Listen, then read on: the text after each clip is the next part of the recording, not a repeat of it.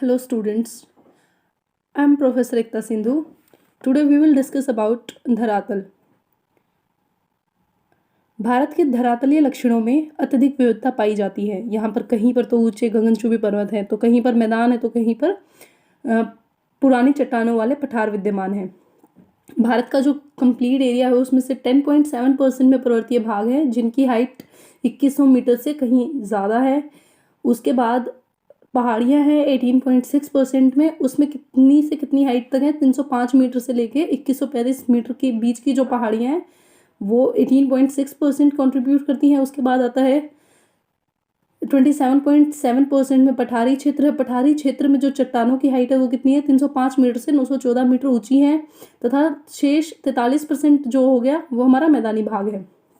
अब भारत का धरातलीय विभाजन, भारत को धरातलीय विभाजन के आधार पर कितने भागों में विभाजित किया गया है, 5 विभागों में, जिसमें क्या क्या आता है, हिमालय पर्वत आता है, उत्तरी भारत का विशाल मैदान आता है, प्रायद्वीपीय पठार आते हैं, तटीय मैदान आते हैं और भारतीय द्वीप आते हैं। अब हम बात करेंगे हिमालय पर्वत के बारे में। हिमालय पर्वत समूह भारत के उत्तर में स्थित है। ये भारत के उत्तर भारत में स्थित है। यह पूर्व पश्चिम, उत्तर भारत से लेके यह कहाँ तक है, पूर्व पश्चिम तक विस्तृत है। पश्चिम में सिंधु के महाखंड में, पूर्व में ब्रह्मपुत्र नदी के महाखंड तक इसकी लंबाई 2400 किलोमीटर है। पश्चिम में सिंधु नदी के महाखंड तक और पूर्व में ब्रह्मपुत्र नदी के महाखंड तक इसकी लंबाई 2400 किलोमीटर है। इस प्रकार इसका फैलाव पूर्व पश्चिम दिशा में 22 डिग्री देशांतर तक है। धनुष आकार के रूप में ये फैला हुआ है। नेक्स्ट, इसकी चौड़ाई 500 किलोमीटर से अरुणाचल प्रदेश में 200 किलोमीटर तक है। इस प्रकार ये कितने उसमें फैला हुआ है, 5 लाख वर्ग किलोमीटर क्षेत्र में फैला हुआ है। इसकी औसत ऊंचाई 6000 मीटर है, जो एवरेज हाइट अगर हम इसकी काउंट करते हैं तो वो 6000 मीटर तक है। इसमें 7300 से अधिक 94 चोटियां हैं, जिनमें से 92 चोटियां हिमाचल काराकोरम पर स्थित है। हिमालय पर्वत का भौगोलिक वर्गीकरण। हिमालय पर्वत कोई एक पर्वत नहीं है, बल्कि लगभग एक दूसरे के समानांतर रूप में फैला हुआ है।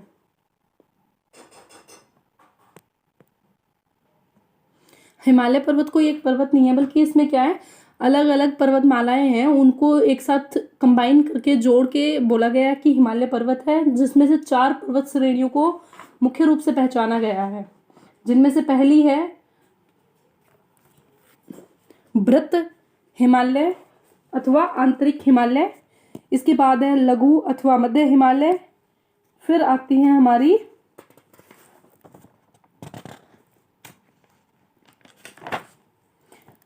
शिवालिक और उसके बाद आता है ट्रांस तथा तिब्बत हिमालय। फिर पूर्वांचल का हिमालय है। तो अब हम इसमें क्या स्टडी करेंगे, सबसे पहले आती है वृत्त हिमालय और आंतरिक हिमालय। यह सबसे ऊंचे वाली जो श्रेणी है, सबसे ऊंची और सबसे दुर्गम श्रेणी, इसको प्राचीन ग्रंथों में किस नाम से बोला गया है, हिमाद्री के नाम से बोला गया है। इसके अन्य नाम जैसे महान हिमालय और मुख्य हिमालय है।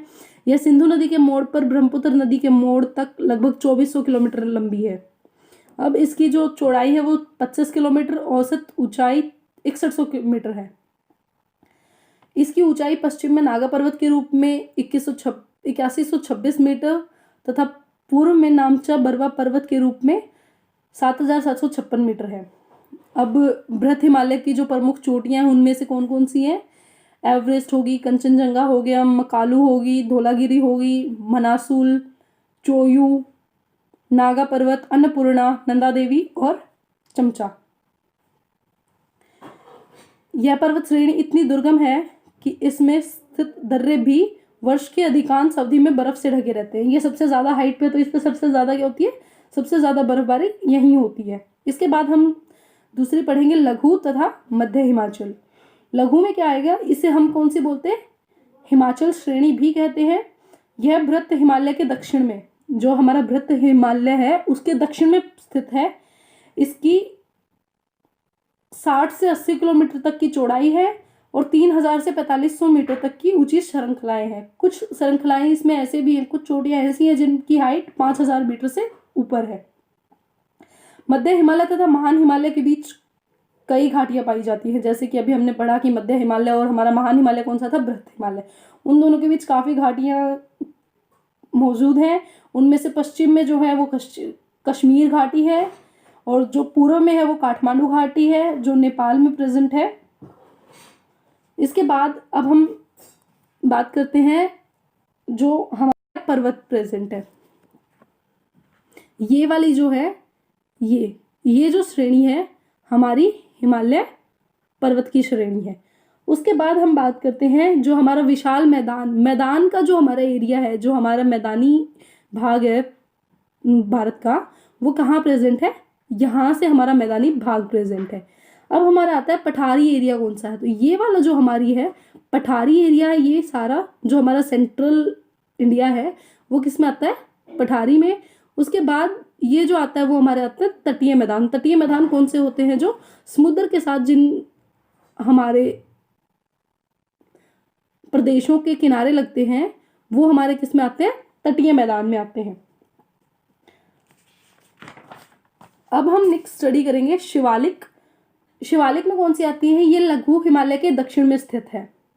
इसको शिवालिक की जो श्रेणियां हैं वो उससे अन्य हिमालय की श्रेणियों के आकार में बहुत छोटी हैं, इसे इसलिए उप हिमालय शिवालिक की पहाड़ियों के बारे में। ये जो हमारी है लघु हिमालय के दक्षिण में प्रेजेंट है। दक्षिण में इनकी जो चौड़ाई है वो किससे है, 15 से 50 किलोमीटर की श्रृंखला में है। और जो इन हिमाचल प्रदेश में जो इसकी चौड़ाई है वो 50 किलोमीटर है, जबकि अरुणाचल प्रदेश में इसकी चौड़ाई सिर्फ कितनी रह जाती है, 15 किलोमीटर। इसकी औसत ऊंचाई कितनी होती है, 600 से 1500 मीटर के बीच तक होती है। अब हम बात करेंगे हिमालय, जो हमारी शिवालिक और जो लघु हिमालय है, शिवालिक और लघु हिमालय के बीच कहीं कहीं घाटियां पाई जाती हैं। उनको पश्चिम में किस नाम से जाना जाता है, दून, और पर्वत में द्वार कहते हैं। अब इसके बाद हम बात करेंगे ट्रांस तथा तिब्बत हिमालय की। यह महान हिमालय के उत्तर में उसके समानांतर पूर्व पश्चिम दिशा में फैले हुए हैं। इसका अधिकांश भाग किस में है, तिब्बत में है, इसीलिए इसको क्या कहते हैं, तिब्बत हिमालय भी कह देते हैं। इसमें अनेक पर्वत श्रेणियां हैं जिसमें लद्दाख, जास्कर, कैलाश, कराकोरम प्रमुख है। इस श्रेणी की औसत ऊंचाई, इसकी जो एवरेज हाइट होती है वो किस में आती है, 3100 मीटर तक है। यह श्रेणी 1000 किलोमीटर लंबी है तथा अपने मध्यवर्ती भाग में 255 किलोमीटर चौड़ी है। पूर्वी तथा पश्चिमी किनारों पर इसकी चौड़ाई केवल 40 किलोमीटर है। अब हम बात करेंगे जास्कर की जो श्रेणी है उसमें 80 डिग्री पूर्वी देशांतर पर होती है और इसकी औसत हाइट कितनी है, 6000 मीटर है। इसकी प्रमुख चोटियां कौन सी हैं, K2, Godwin Austen, hidden, broad peak.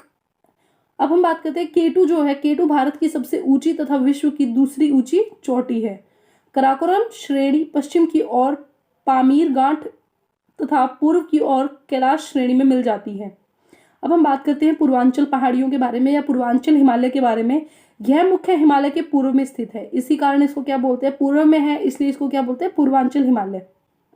इस भाग को पूर्वी उच्च प्रदेश तथा पूर्वी पहाड़ियां भी कहा जाता है। ब्रह्मपुत्र नदी का दिहांग गौज पार करने के पश्चात हिमालय पर्वत दक्षिण की ओर मुड़ जाता है तथा पहाड़ियों की श्रृंखला का निर्माण करता है। ये पहाड़ियां कहाँ कहाँ पे प्रेजेंट है, जो पूर्वांचल की पहाड़ियां हैं वो अरुणाचल प्रदेश, नागालैंड, मिजोरम, मणिपुर, त्रिपुरा और पूर्वी असम में फैली हुई हैं।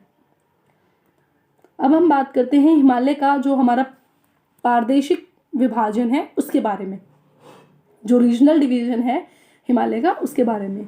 सर सिडनी बुराई ने क्या किया था, सर सिडनी बुराई वॉज द फर्स्ट जिन्होंने हिमालय क्षेत्र का पूर्व पश्चिम दिशा में 4 प्रमुख प्रादेशिक भागों में विभाजन किया था। यह विभाजन किस बेस पे किया गया था, घाटियों के आधार पर। इसमें कौन कौन से आए थे, पंजाब हिमालय, कुमायूं हिमालय, नेपाल हिमालय और असम हिमालय। पंजाब हिमालय की अगर हम बात करते हैं तो सिंधु और सतलुज नदी के बीच जो पर्वतीय भाग है उसको बोलते हैं पंजाब हिमालय। इसका अधिकांश भाग जम्मू कश्मीर, हिमाचल प्रदेश में पाया जाता है, इसलिए इसको पहले किस नाम से जानते थे, कश्मीर एवं हिमाचल हिमालय भी कहते थे। इसकी लंबाई कितनी है? 560 किलोमीटर है। यहाँ पर जो जोजिला दर्रा है उसकी हाइट कितनी है? 3444 मीटर। अब हम बात करते हैं कुमायूं हिमालय के बारे में। यह समलुज तथा काली नदी के बीच है। इसकी लंबाई कितनी है? 320 किलोमीटर। इसका पश्चिम भाग गढ़वाल हिमालय तथा पूर्वी भाग कुमायूं हिमाचल कहलाता है। यह पंजाब हिमालय की अपेक्षा अधिक ऊंचा है। इसकी जो सबसे ऊंची चोटी है उसकी हाइट कितनी है? नंदा देवी 7817 मीटर। अब पूर्वी हिमालय तथा पश्चिमी हिमालय में डिफरेंस क्या है? जो पश्चिमी हिमालय है वो 80 डिग्री पूर्वी देशांतर के पश्चिम में सिंधु से काली नदी तक विस्तृत है, जबकि जो पूर्वी हिमालय है वो 88 डिग्री पूर्वी देशांतर के पूर्व में तिस्ता से ब्रह्मपुत्र नदी तक विस्तृत है।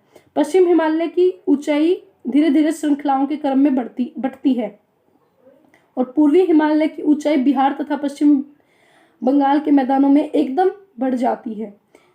पश्चिम हिमालय में औसत वार्षिक वर्षा 100 सेंटीमीटर से कम होती है। पूर्वी हिमालय में औसत वार्षिक वर्षा 200 सेंटीमीटर से अधिक होती है। वनस्पति मुख्यतः अल्पाइन तथा शंकुल के आकार के वनों के रूप में पाई जाती है। विस्तृत है। और पूर्वी हिमालय में क्या है? विस्तृत है क्षेत्र पर घने सदापर्णी पाए जाते हैं। अब हम नेक्स्ट डिस्कस करेंगे कि जो अब इन्होंने क्या दिखाया कि सिंधु नदी के साथ जो आता है, सिंधु नदी के पास जो है हमारा वो पंजाब हिमालय है। फिर हमारा कुमायूं हिमालय इन्होंने दिखाया गया है। नेपाल हिमालय हमारा शो करा है इन्होंने मैप में, और असम हिमालय।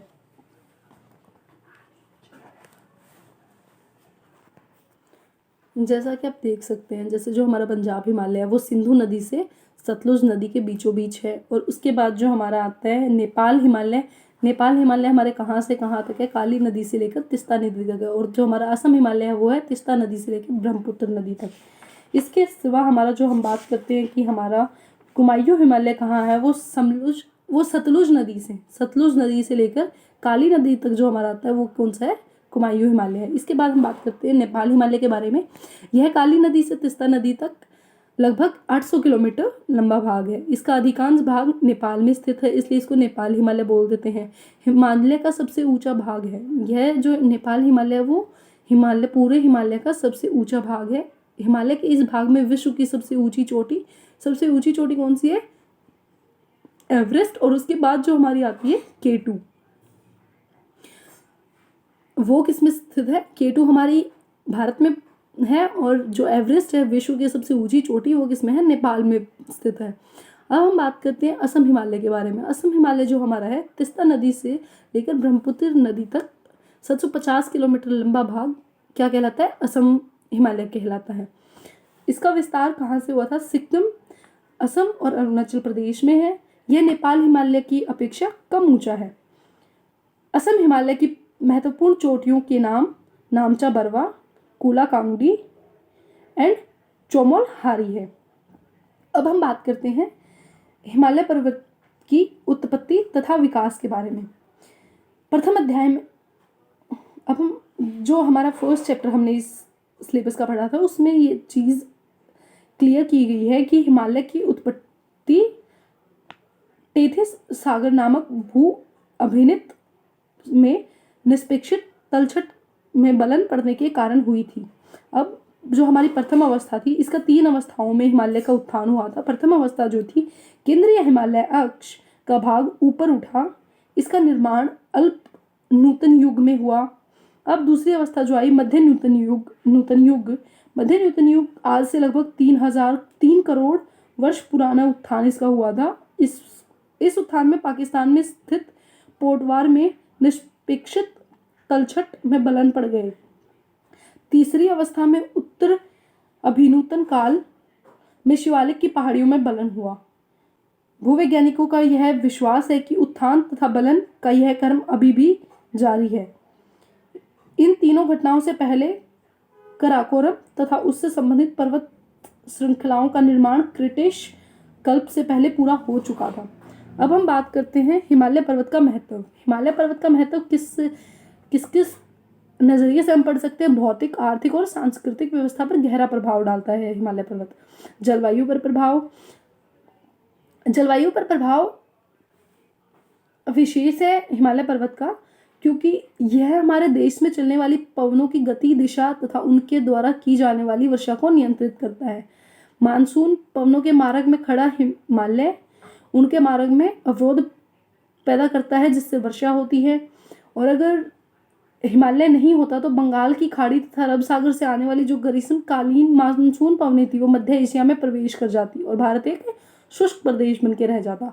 कि जो हमारी बंगाल की खाड़ी से जो हवाएं, मानसून की जो हवाएं आती हैं वो क्या करती हैं, वो सेंट्रल एशिया में चली जाती है और फिर इंडिया में क्या हो जाता, भारत में क्या होता कि बारिश नहीं होती। देश की सुरक्षा, हिमालय पर्वत सदियों से विदेशी आक्रमणकारियों से हमारी सुरक्षा करता आया है। आज तक कोई भी प्राचीन तथा मध्यकालीन इतिहास में कोई भी आक्रमणकारी इसे पार करके भारत नहीं पहुंच सका है। सन 1961 में भारत पर चीन का आक्रमण इसका प्रमाण है, परंतु फिर भी सैनिक सुरक्षा की दृष्टि से हिमालय पर्वत का महत्वपूर्ण स्थान है। नदियों का स्रोत है। हिमालय पर्वत भारत की लगभग सभी बड़ी नदियों का स्रोत है। जितनी भी भारत की सभी बड़ी बड़ी नदियां हैं, जैसे सिंधु, गंगा, ब्रह्मपुत्र, वो सारी किससे हैं, हिमालय से ही ओरिजिनेट होके आती हैं। अब हम जो हमारा उत्तरी मैदान है उसको उपजाऊ बनाने के लिए सबसे ज़्यादा सहयोग किसका है, जो हमारी हिमालय से नदियाँ आती हैं उन्हीं का सबसे ज़्यादा उसमें सहयोग रहा है। तो इसीलिए हम उसको क्या भी बोल सकते हैं, इस मैदान को, जो हमारा उत्तरी मैदान है उसको बोल सकते हैं हिमालय का वरदान। जल विद्युत, हिमालय से निकलने वाली नदियाँ कई स्थानों पर जलप्रपात बनाती है। जलप्रपात जहाँ पे बनेगा वहाँ पे क्या है, जो हाइड्रो इलेक्ट्रिसिटी है या फिर जल विद्युत का जो उत्पादन किया जाता है वो जलप्रपात पर बनता है। तो जो शारदा, गंडक, कोसी आदि नदियों का जो प्रयोग भी जल विद्युत उत्पादन के लिए किया जाता है। वन संपदा, हिमालय में विभिन्न प्रकार के वन मिलते हैं। वन में जैसे कौन कौन से पेड़ प्रेजेंट होते हैं, देवदार, चीड़, लार्च, स्प्रूस आदि के वन उल्लेखनीय हैं। इनसे लकड़ी तथा अन्य खाद्य पदार्थ प्राप्त होते हैं। इसके सिवा जो हमारे हिमालय के वन हैं उनसे जड़ी बूटियां तथा औषधियां भी प्राप्त होती हैं। अब हम बात करते हैं चरागाह की।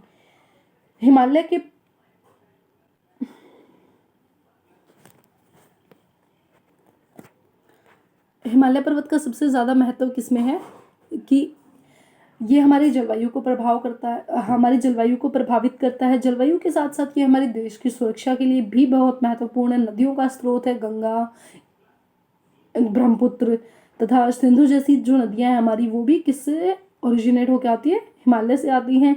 जो हमारा मैदान, उत्तरी मैदान है, वो भी किसकी देन है, हिमालय से निकलने वाली नदियों की वजह से उसका फॉर्मेशन हुआ था। तो जो हमारा उत्तरी मैदान है हम उसको क्या बोल सकते हैं, हिमालय का वरदान। जल विद्युत कैसे प्रोड्यूस की जाती है कि जो हमारी अनेक नदियां हैं जो हिमालय से ओरिजिनेट होके आते हैं, उनके काफ़ी सारी जगह पे उन पे क्या बनाए गए हैं, जलप्रपात बनाए गए हैं। जलप्रपात से हम क्या करते हैं, जल विद्युत का उत्पादन करते हैं। उसके बाद वन संपदा इसमें बहुत सारे देवदार, चीड़, लार्च, स्प्रूस आदि के पेड़ पाए जाते हैं जो हिमालय के वन है वहाँ पे। और उनसे लकड़ी के साथ साथ कई खाद्य पदार्थ भी मिलते हैं, जड़ी बूटियाँ भी मिलती हैं, औषधियाँ भी प्राप्त की जाती हैं। चरागाह भी प्रेजेंट है जो हमारे हिमालय के पर्वत हैं उन पे। कृषि के लिए भी इसको उपयोगी माना गया है। ढलानों पर स्थित है तो ढलानों पर जो लोग रहते हैं वो वहाँ पे अपनी खेती करते हैं। पर्यटन के हिसाब से भी जो हमारी हिमालय पर्वत है उसको काफ़ी देश विदेश में ये विख्यात है, जैसे कि डलहौजी, श्रीनगर, कुल्लू, मनाली, शिमला, नैनीताल, रानीखेत आदि जगह हैं। अब जैसे कि हम बात करेंगे भारत के धरातल के बारे में कि भारत के धरातल में कहाँ पे क्या क्या प्रेजेंट है।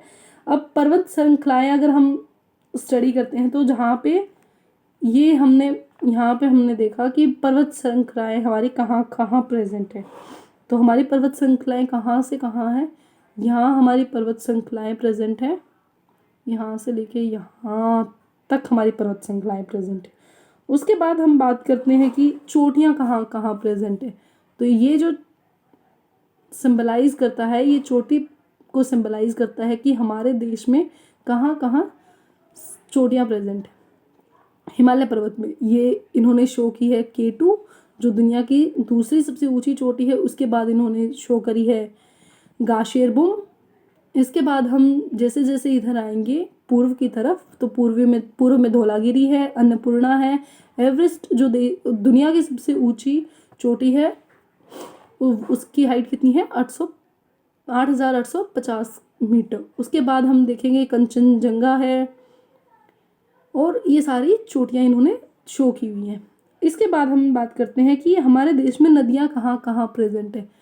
तो ये हम अगर उत्तर पूर्व से लगेंगे तो ये है सिंधु, झेलम, रावी, सतलुज। उसके बाद मैदानी एरिया में जो आती हैं वो हैं उत्तरी यमुना, गंगा। इसके बाद घाघरा नदी, ये हमारे देश की नदियां हैं। और अगर हम नीचे बात करते हैं तो ये गोदावरी नदी है, यहाँ पे तापी है, यहाँ पे नर्मदा नदी है। इस तरह से ये हमारे देश की, ये कृष्णा नदी है, ये हमारे देश की नदियां हैं।